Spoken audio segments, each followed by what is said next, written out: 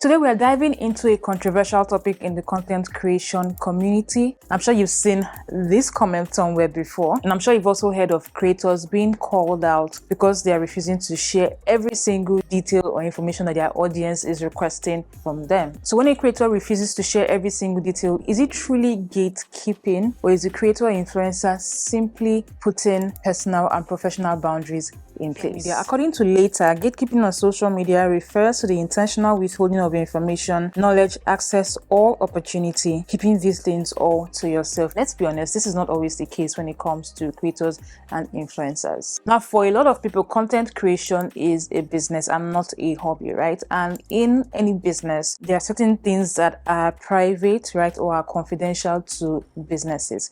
Now, I know that almost everyone is becoming a content creator. There's an increase in sharing personal lives here on social media, and so we tend to feel like we should have access to everyone's information, but that's really not the case for those who have started to treat content creation as a business. Now, in a typical traditional business, right, you have things like branding, especially visual branding, that usually would include things like the brand colors, the logo, the brand font, writing style, and all of those things. In content creation business, or in a content creation business, things that will contribute to a creator or an influencer's visual brand would include things like a logo, maybe some colors or a color palette, fonts.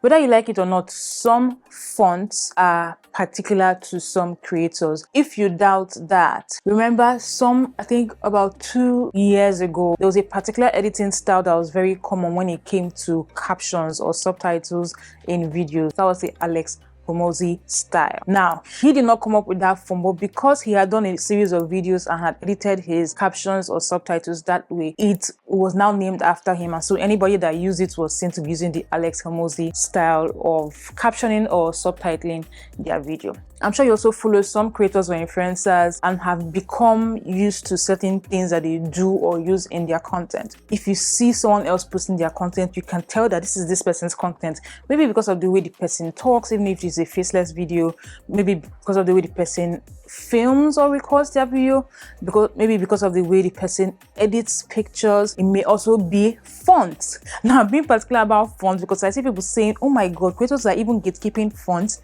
Yes, it's possible. In this day and age where a lot of things are being replicated, right, there's a very thin line between gaining inspiration and flat out copycats. It has become very important for some creators to preserve some of these things that are precious and particular to them and their brand. So yes, fonts are included. This hasn't happened to me personally, but I can imagine, that if I find a font that I love, right, I just love the aesthetic of it, and it's not very common. If I decide to start using it in my content and someone, maybe unfortunately another creator, comes to ask me for the font, I may not be willing to share, because at that time, that is what is now setting me apart from other creators. So protecting your unique process or your unique branding is not gatekeeping. Maintaining professional privacy is not gatekeeping. Choosing what you share publicly is also not gatekeeping, because creators and influencers are still human beings, no matter how public their lives seem to be on social media. Now let's do an exercise together. Imagine yourself as a creator, right? So you have put in the work and the time to develop something.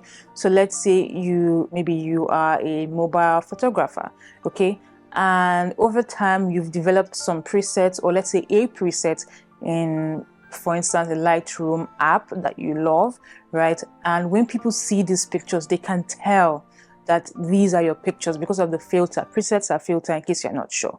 Because of the filter that appears on your pictures, people are able to quickly and immediately identify your picture regardless of who posts it, right? Now, you've done that. You've carved a niche, or you've been able to distinguish your pictures and your content from that of other creators. People can tell that there's a difference. People can tell that this is your own content when they see it. Now, imagine people constantly coming in the comment section or the DMs to tell you or to ask you, to show them how you edit your pictures.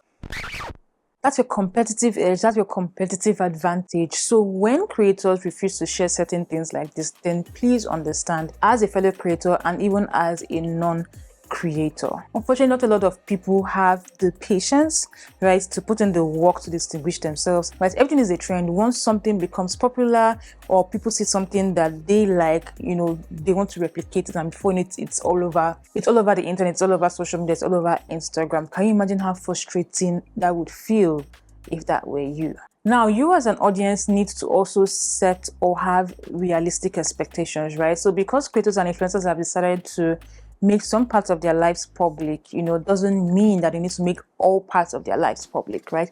They deserve to keep some things sacred and private to them. Creators also usually have reasons, right, for not disclosing certain information. Sometimes it's also an invasion of privacy. Creators are almost every day on social media. They have people in their faces, they're attending events, they are public figures, right? However, there are times where they just want to have their quiet time and their private lives, and not wanting to share maybe places that they have discovered, especially when they're not actively promoting it, right? So let's say I was vlogging one day, and in the course of my day, I went to a coffee shop and I just showed, of course, I'm vlogging, I'm showing that part of my day, right? I have not been paid by the coffee shop to promote their business. And the intention, or the purpose of that video was not to promote the coffee shop. It was a vlog, and that scene happened to feature in the vlog because that was part of my day. If someone comes under the comments or sends me a DM, for instance, to ask me, for the name of the coffee shop, I can decide not to share for several reasons. One, because like I said, I'm on social media. We're on social media. We're always, public, right? When we find the opportunity, to have a private space or something to ourselves, we want to protect them. And I assume this is what also goes through the minds of other creators who sometimes are not willing to share some of this information. Now, some things can be weird. For instance, in the first example that I mentioned about creating presets, if someone comes, asking me to, tell them the app that I use to edit my pictures, it would be weird if I refuse to share the name of the app, right? Because anybody can use Lightroom. First of all, it's a well-known app. Everybody can use it, and there are so many ways that you can use it. Mainly sharing the name of the app does not mean that you will get the exact effects that I am getting. If someone comes to ask me the app that I use to edit my YouTube videos, for instance, I use Final Cut Pro. This is an app that is very public, is very popular. And again, just using this software will not give you the exact look and feel that I have in my videos. So refusing to share the name of the editing software that I use for my YouTube videos, for instance, might come off weird. Now, what will not be weird, right, is if I refuse to show you my actual editing process for my YouTube videos.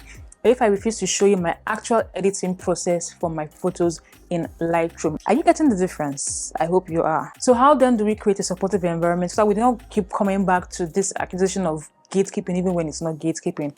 One, as the audience or as part of the audience, please have realistic expectations of creators, because creators are human beings like yourself.